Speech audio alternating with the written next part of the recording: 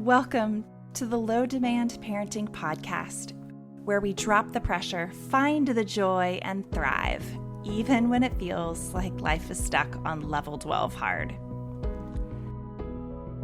I'm Amanda Diekman, author, autistic adult, and mom of 3. I'm not here as an expert, but a fellow traveler. Together, we're learning how to live more gently, authentically, and vibrantly in this wild parenting life. Today, I am thrilled to welcome Debbie Reber to the Low Demand Parenting Podcast. Debbie is the founder of Tilt Parenting, a top resource for parents raising differently wired kids, and the author of Differently Wired, Raising an Exceptional Child in a Conventional World. In this episode, we're diving into the world of twice exceptional, or 2E, kids, those who are both gifted and neurodivergent. This conversation is full of insight, compassion, and hope. Before we dive in, I want to let you know about my free gift, the Low Demand Reset. This gentle guide helps you reflect, release, and realign as you close out the year and step into the next with intention.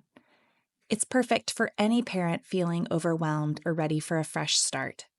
It's the practices that I have cultivated over the past 5 years as I've marked the passage of time from one season to the next, from one year to the next. It's been a real honor to write it all down and gift it to you. You can find information in the show notes or head to my website, amandadiekman.com/reset. Welcome, Debbie. Thank you for being with us today to talk about 2E and gifted kids. Thank you, Amanda. I'm really happy to have this conversation with you. Fantastic. So let's jump right in. Tell us, what does it mean for a kid to be 2E, and what are some of the gifts and challenges? Well, 2E stands for twice exceptional. And the way that is typically defined is that it's a child who is gifted, typically intellectually, cognitively, academically gifted, and has one or more neuro differences, which could be, or a disability, a learning disability. So you might be gifted with ADHD, gifted and autistic, gifted with dyslexia. You might be gifted with autism, ADHD, and dyslexia or more. So it's really that kind of a combined profile of a child, which comes with, as you said, incredible strengths and challenges. I can go into some of those if you want. That would be helpful. So with a twice exceptional child, usually they have pretty interesting strengths. They could be, again, a child who's really highly verbal or very academically or intellectually gifted, so operating at this really high level cognitively, and they may have lagging skills in social emotional regulation. So you have this big divide. A twice exceptional child is really noticed by that asynchronous development, so that big divide between the strengths and the challenges. And one of the trickiest things about 2E and twice exceptional kids is that oftentimes their gifts mask the disability. So they may have a learning disability that goes unrecognized for years because they're so smart, they've been able to come up with workarounds. Or on the flip side, the child's learning disabilities may be so challenging that their giftedness is completely overlooked. So these are really complicated kids that can be hard to identify and hard to support. Yeah. So for parents who are wondering, do I have a 2E learner? Is this my kid? What are some of the ways that they would identify and begin to name the specific challenges that are particular to their child? I think perplexing behavior or a child who's really confusing to parents is often a sign like, what is going on here? Because you might recognize that your child was reading really early or has had this big vocabulary or has this really incredible memory or can Lego like nobody's business, right? Who's really good with that spatial stuff. And there might be this other behavior, again, that's really perplexing, like a child who gets dysregulated so easily that the smallest, in our eyes, the smallest setback would be a huge deal to this child. Or you may have your child in school and you're getting feedback from teachers that your child is behind and not performing well in school at all. And yet you realize, wait a minute, my kid is really, bright and has a lot of things going for them cognitively. So it's this mixed messages and a lot of confusion on the part of a parent because we don't see everything adding up. It just doesn't quite make sense. And we're getting different feedback from different people. So if you're feeling confused and you're recognizing that, wait a minute, my child has all of these things going on and no one seems to know what's happening, that could be an indicator that your child is twice exceptional. What is the child's experience of being in the world with these mismatched strengths and struggles? How have you seen kids narrate this experience or try to understand their own view of the world? Twice exceptional kids have a tricky time, especially when they're younger, because they often are operating at such a different level in many ways. Because of their giftedness, they may understand things on a more existential level. So they could be having these really rich lives where they feel things really deeply and really strongly. And this empathy or this understanding of these deep concepts that their peers are not getting at all. They're not thinking about the same things at all. So there's already that sense of, I don't know really where I fit in. I'm so different from my peers. So a lot of twice exceptional kids feel this sense of other. It's really hard for them to find their peers. And then also that piece, if there is a learning disability that may be undiagnosed for a while, they can often internalize as what's going on. I'm probably not that smart because I'm getting put into this class or I'm having to do this remedial work. It's really complicated. A lot of these kids feel really good about their knowledge and they feel proud about their strengths, and they're getting information from peers or from teachers that they may internalize as meaning I'm not smart. So it's a real identity crisis for a lot of these kids. Yeah. I imagine that for parents looking in from the outside, that it would be easy to try to choose one narrative over the other, that holding the complexity is part of what's so challenging for parents. So how can my child be so incredibly able to do this thing and completely unable to do this thing? They must be testing me. They must be not wanting to do it, or like assuming that there's willful disobedience because of the mismatch and the gaps. So how do you help parents to enter into the complexity and to hold this complicated picture? That is just such a good question. I used to chat with my kid when Asher was 8, and I would feel like I'm talking with a peer because we'd be talking about politics or something really on a deep level. I'm like, wow, this is so cool. We can go have a tea and have this deep conversation. And then something would happen that would be Asher would lose something or some kind of little setback, and it would be like I was dealing with a 3-year-old. And so I think it is really hard for parents to reconcile that. And you mentioned we might get the idea then that this child's so bright, this must be manipulative, or they know better, or they know how to do this. How could they not get this? But I think that asynchronicity piece is so important. And often, because these kids are working on other skills, their social emotional development is probably much younger than their same age peers. And so it's our job as parents to really notice what's the behavior that we feel might be willful, might be manipulative, and reframe in our minds that this child is not choosing to do this. This child does not have the skills to do anything different right now. They haven't learned that skill yet. And so it really requires us to tune out the noise that we're hearing from other parents, or your child is trying to pull one over on you. We can really internalize that we're doing a bad job as parents and think the child's doing this to make our lives miserable. And so it's up to us, again, to just challenge that and reframe constantly. My child doesn't have the skills to do different right now. This is a lagging skill. Yeah, in the low demand framework, we talk a lot about listening to our children and listening to them communicate with us in all the ways. It sounds like part of what you're narrating is that there's an important piece of listening to the skill gaps and accepting this is right where we are. It's a complex picture, and this is my child, that they're not one or the other, it's both. And to hold that with them is an important piece of accepting them. How do you then move beyond the acceptance and into something like advocacy? Like, how do you help the child begin to self-advocate with their parents, with their teacher, so that the world can see them in their complexity?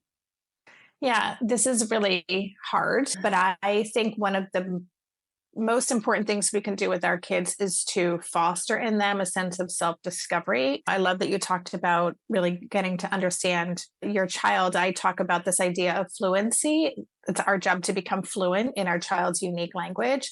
And part of that is helping our kids become fluent in themselves, to really understand what are my strengths and what are the things that kind of trip me up, and how can I learn more about myself so I can hack myself, so I can navigate certain situations. So I see that as our, as parents, lifelong work with our kids, is to always be looking for ways to help them better understand who they are, focusing on their strengths, because these kids have incredible strengths, and helping them also recognize, and this is an area that's harder for me, and what can I do about that? So I think first we need to foster that sense of self-knowledge in our kids. And there's a lot of education that we have to do with the other adults in our kids' lives, because even the term twice exceptional is not very well known.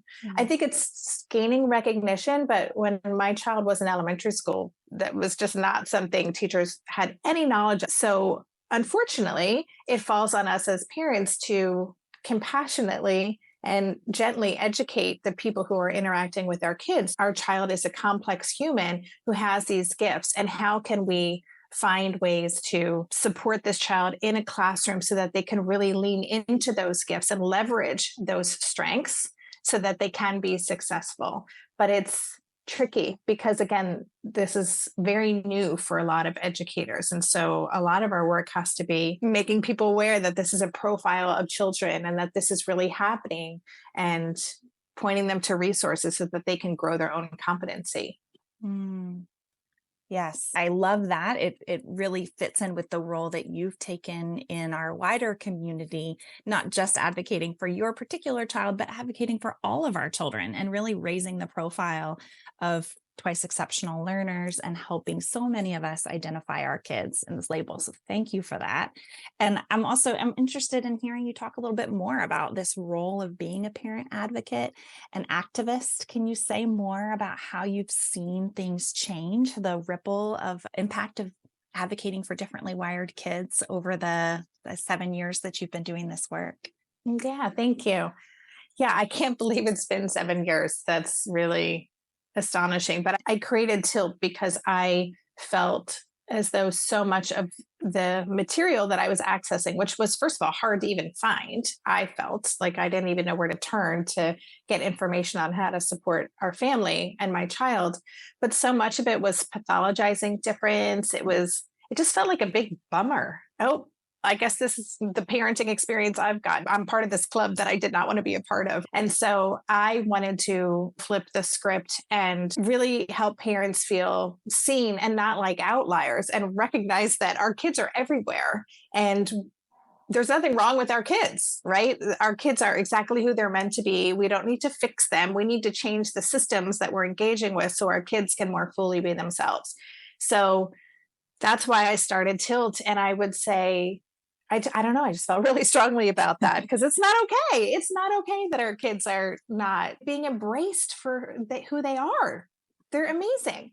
So things have been really changing, I feel. And I'm grateful to have been a part of that. There is such a big momentum I see, not just in understanding and awareness of twice exceptionality, but neuro in general, the autistic community. There's such a kind of movement of especially adults identifying as autistic who are now helping to support parents raising autistic kids. And here's what I wish I had known back then. There's a lot of great stuff happening just to better embrace and understand who neurodivergent people are. I think the pandemic had something to do with that. I think people had a lot of time to observe their kids and to observe themselves and look inward and start to realize, wait a minute, there's no one way that this has to look. And what is normal anyway? So I think those are really good things for the movement in general. So it's been really exciting. I see my role as really helping parents find their voice. And so that's why I consider myself a parenting activist, because there's a lot of us and we can do a lot when we band together. Mentioning the pandemic, it's a time of awakening. It's also been a time of real struggle. And then on the heels of the pandemic, the children's mental health crisis and the way that schooling has shifted pretty dramatically in this time. I'm thinking of how parents who are coming out of something like a burnout or a period of depression, or even like in my own story, PTSD, how do we harness our own story and begin to shift into more of an activist role? How have you seen that in your own journey to go from depleted and exhausted to ready to advocate? I will just say I'm still depleted and exhausted.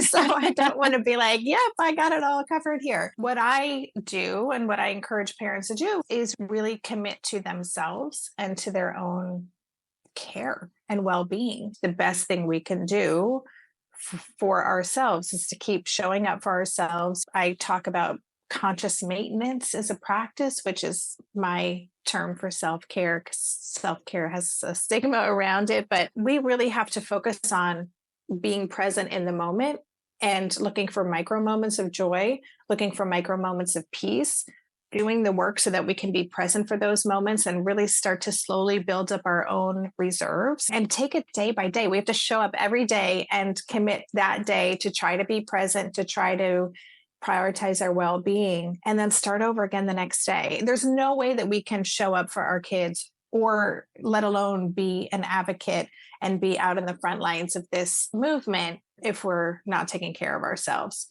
Self-compassion is huge in my life right now, recognizing that this is really hard and that's okay. How can I be more gentle with myself and not beat myself up for not doing this right or showing up as perfectly as I could on this day? Looking every day to try to do something to prioritize my own well-being. It's a daily intention. I'm definitely someone who tries to plan for everything so that I can preemptively address any potential challenges in my family. And I really just started to let go of what any of this is going to look like. I have no clue. I've got an 18-year-old and there's a lot going on right now in terms of what does the future look like. I've had to really step back and reinforce every day, let go of my idea of what this is going to look like. Even if my idea of what it looked like in my mind was really open, there was still a part of me that's been holding on to, but I still want to get back onto this path. I am having to surrender to all of it right now and to be like, you know what? My job is to be grounded in myself and to support this human on their journey. That's it. I have to let go of anything else. I have to work on that every day. I didn't just decide and I've let it go. It's a practice for me, but that's what I'm focusing on right now. Thank you for all of this wisdom that you've shared. If this podcast is speaking to your soul, you can subscribe through wherever you get your own podcasts. Even better, if you feel the nudge, head on over to Apple Podcasts in particular and leave us a review. It's such a helpful way for new people to also get to experience what this podcast wants to bring into their lives. I'm Amanda. Remember, it takes great strength to let things go. I'll see you next week.